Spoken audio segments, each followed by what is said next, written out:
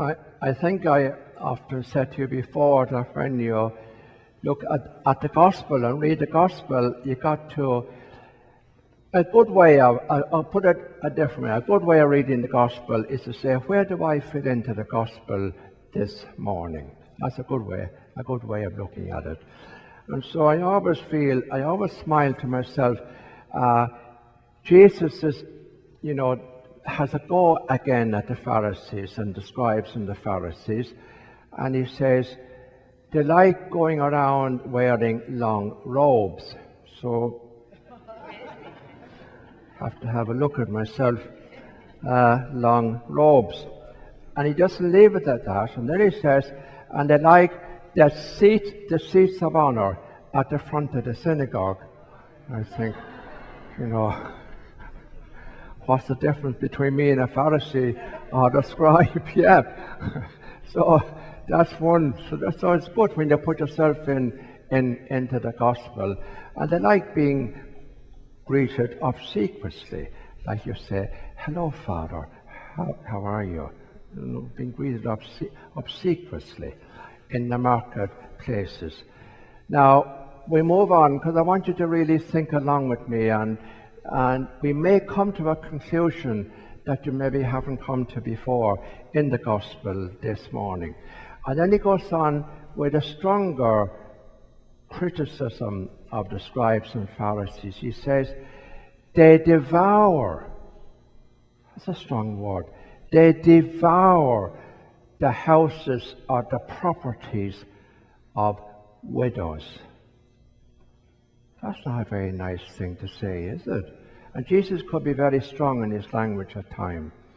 So he was very aware of the situation of widows in his time.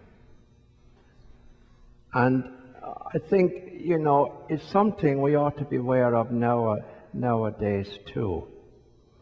In the time of Jesus, if you were a widow, you were in pretty dire straits.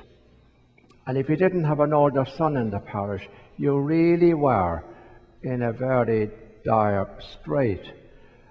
You had no protection, you were very vulnerable, you had no means of income, you were totally really dependent on what others gave you or took care of you. And so widows were in a very, very vulnerable and poor situation in the time of Jesus. And don't just think in the time of Jesus, but in many, many parts of the world today, that's the plight of widows. You see it happening every day. If you look at the news on television and so on, and in places like Africa, Yemen, Iraq, Afghanistan, the plight of widows who lose their husband. And we sometimes forget, we're not just talking about money. It also applies to people, especially to women who lose their husbands. There's many things you can no longer do from a social point of view, whereas a man can still go places and do things. It's not very easy, is it? If you're a woman on your own to go places and do the things you formerly did with your husband. And that's something we need to be aware of. Something we need to be aware of. And in the time of Jesus, widows, the temple, so to speak, was supposed to kind of be conscious of widows and take care of them. And when a widow came to the temple, she was supposedly allowed to go in free, without engaging in money. And isn't it interesting? Jesus referred to the temple not as the temple, but as the treasury. As the treasury. Some places a place where the scribes and the Pharisees were in the process of collecting funds and collecting money. I mean, you might say, what has changed? But we won't go go in there. But I mean, in the process, yep, you have to hit the nail on the head. In the process of, putting money in the coffers, they were supposed to distribute that money among the poor and the widows. It was very rarely done. Now the other thing, and this is a fact I'm very aware of all through my life as a priest, poor people, the poorer people are, the more generous they are.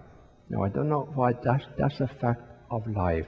Poor people tend to be overly generous, whereas people who are wealthy or who are rich tend to hold on to what they have. Now that's a fact of life. Whether you feel comfortable with that, I mean, that's up to you, but that is a fact. There's a story about a man was dying, or thought he was dying, and he sent for the priest, and the priest came to pray over him and to anoint him. And before the priest began, he said to the priest, "Father, I'm going to make you a promise." He said, "If you pray over me and anoint me, and I don't die, and I get better, when I get better," he said, "I'll give you a donation of 100,000 to the church." Very generous man. So the priest prayed like hell, not like he never prayed before, that the prayers would work. And strange to say, they did work, and the fellow got better. But there was no donation forthcoming. So the priest went around to see him, and he said, "You remember," he said, "when you were ill, and I prayed over you?" "I do," he said, "Father, and you promised me that you would give me 100,000 for the church if you got better and you improved." The fellow says, "Did I?" He said, "You did." "Well, Father," he says, "it just goes to show how sick I must have been." Well, that's the way it is. Now we're going to finish with a little question. Jesus is sitting there. He's looking at the people coming into the treasury, and then he saw this poor widow coming in and putting 2 small coins, all she had to live on. Was Jesus happy with that? Have you ever asked yourself that question? Was Jesus happy with that? What do you think? Well, the gospel is always in the now.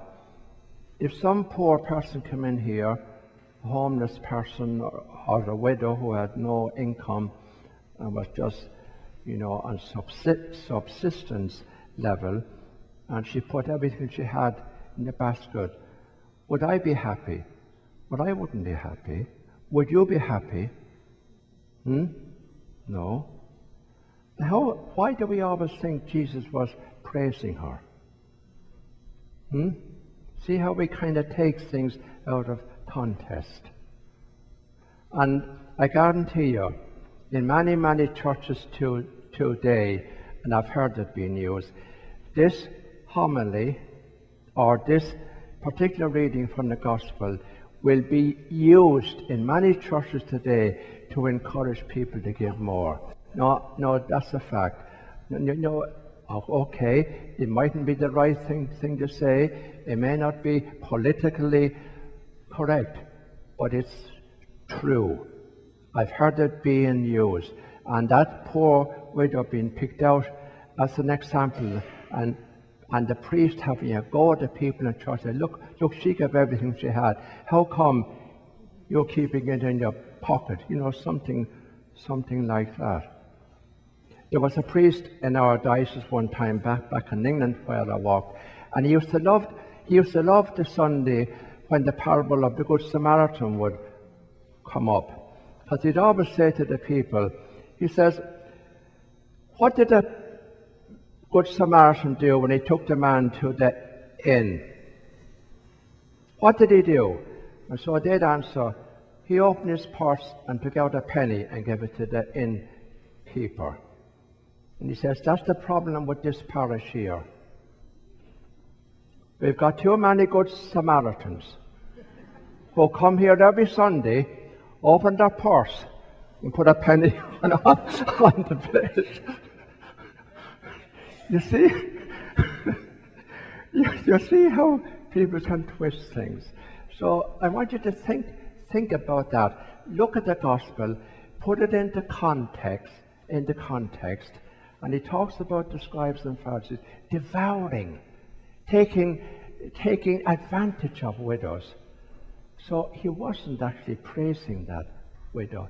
Jesus felt very sorry, and he felt very sad for her, putting the little bit she had into the coffers. It's a different way, isn't it? It's a different way of looking at the gospel.